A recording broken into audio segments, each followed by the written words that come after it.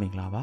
ဒီဗီဒီယိုဖိုင်လေးမှာတော့ Linux admin တယောက်အနေနဲ့ permission တွေအများကြီးကိုအလွယ်တကူထိန်းချုပ်နိုင်ဖို့အတွက်လိုအပ်လာတဲ့အချိန်မှာအသုံးပြုလို့ရမယ် managing local group membership လို့ခေါ်တဲ့ group တွေတည်ဆောက်တဲ့နည်းတွေအဲ့ဒီ group တွေကို user တွေကျွန်တော်တို့ membership အနေနဲ့ဘယ်လိုထည့်သွင်းလဲဆိုတဲ့ဟာတွေကိုပြပြပေးမှာပဲဖြစ်ပါတယ်အဲ့တော့ကျွန်တော်တို့က Linux က multi user operating system ဖြစ်တဲ့အတွက်ကြောင့်မို့လို့ကျွန်တော်တို့ဒီ operating system တစ်ခုထဲမှာ user account တွေ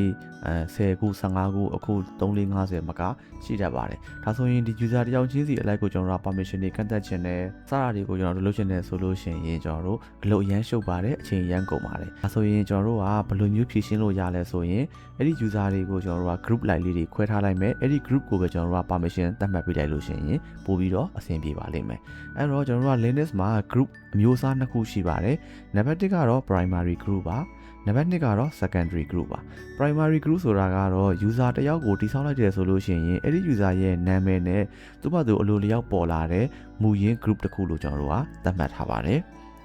secondary group ကတော့ကျွန်တော်တို့ကဒီ user တယောက်ကိုဒီတခြား group ထဲမှာထပ်ပြီးတော့ထည့်ခြင်းတယ်ဆိုလို့ရှိရင်ပြီးပြီးတော့ပါဝင်စေခြင်းနဲ့ဒုတိယအနေနဲ့သုံးတဲ့ secondary group ဖြစ်ပါတယ်user တယောက်မှာ secondary group တွေအများကြီးရှိနိုင်ပါတယ်အဲ့တော့ဒီ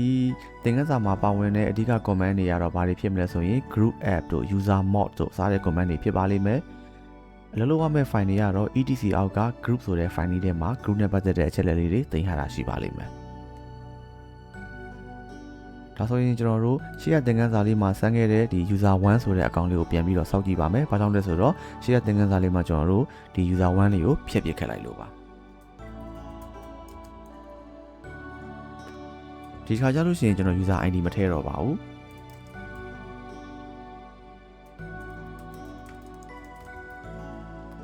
။ကျွန်တော် command လည်းမထည့်တော့ပါဘူး။ etc အောက်ကကျွန်တော်တို့ passwd နဲ့ကြည့်လိုက်မယ်ဆိုလို့ရှိရင် user ကဒီမှာ1001ဆိုပြီးတော့1000ပြီးတော့နောက်ထပ်ကဏ္ဍတစ်ခု1001ဆိုပြီးတော့တန်းပြီးတော့ထွက်လာပါတယ်အဲ့တော့ဒီ user လေးကိုပဲအသုံးပြုပြီးတော့ကျွန်တော်တို့က group တွေကိုလိုက်ပြီးတော့ထည့်ကြည့်မှာပဲဖြစ်ပါတယ်အရင်ဦးဆုံးကျွန်တော်တို့sysadmin ဆိုတဲ့ group လေးတစ်ခုစောင့်ကြည့်ပါမယ်အဲ့တော့ command ကကျွန်တော်တို့ group add ဆိုတဲ့ command လေးကိုသုံးရပါမယ် -g3001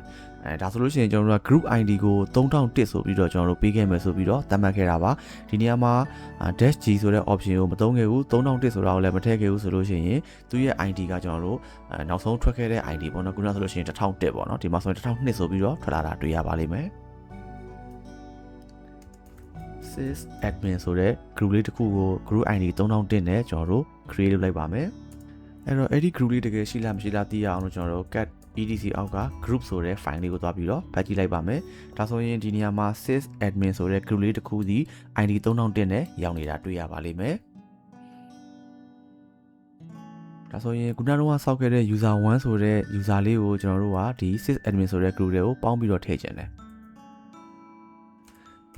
မထည့်သေးခင်မှာကျွန်တော်တို့ ID user 1ဆိုပြီးတော့ရှာလိုက်တဲ့အချိန်မှာဒီ user 1ရဲ့ ID က UID 1001 group ID 1001သူရဲ့ group ကလည်း user 1ဆိုတဲ့ group လေးထဲမှာပဲရှိနေတော့မှရှိပါသေးတယ်ဆိုတော့ကျွန်တော်ဒီမှာဒီ user 1လေးကိုကျွန်တော်ပြင်ကြည့်မယ်ဘယ်လိုပြင်မလဲဆိုရင် user mod ဆိုတဲ့ user ကိုကျွန်တော် modify လုပ်မယ် dash option လေးခံမယ်ကျွန်တော်တို့ AG ပေါ့နော် A အသေး G အကြီးဆိုတဲ့ option လေးကိုခံမယ်ပြီးရင်ကိုထည့်ခြင်းနဲ့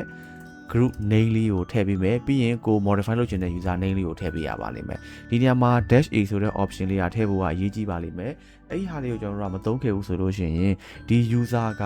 သူ့ရဲ့မူလ user group ပေါ့နော် primary group ဖြစ်တဲ့ဒီ user 1ဆိုတဲ့1001ဆိုတဲ့ group တွေကနေပြီးတော့မှထွက်သွားပြီးတော့ sysadmin ဆိုတဲ့ group တွေကိုပဲတန်းပြီးတော့ရောက်သွားပါလိမ့်မယ်ဒီနေရာမှာ -a ဆိုတဲ့ option လေးကိုထည့်ခဲ့တာဖြစ်တဲ့အတွက်ကြောင့်မလို့ append လုပ်မယ်ဆိုတဲ့သဘောပါသူ့ရဲ့မူလရှိနေတဲ့ primary group ဖြစ်တဲ့ဒီ user 01ဆိုတဲ့ group 1001 ID ထဲမှာလည်းရှိနေမယ်အခုထပ်ပြီးတော့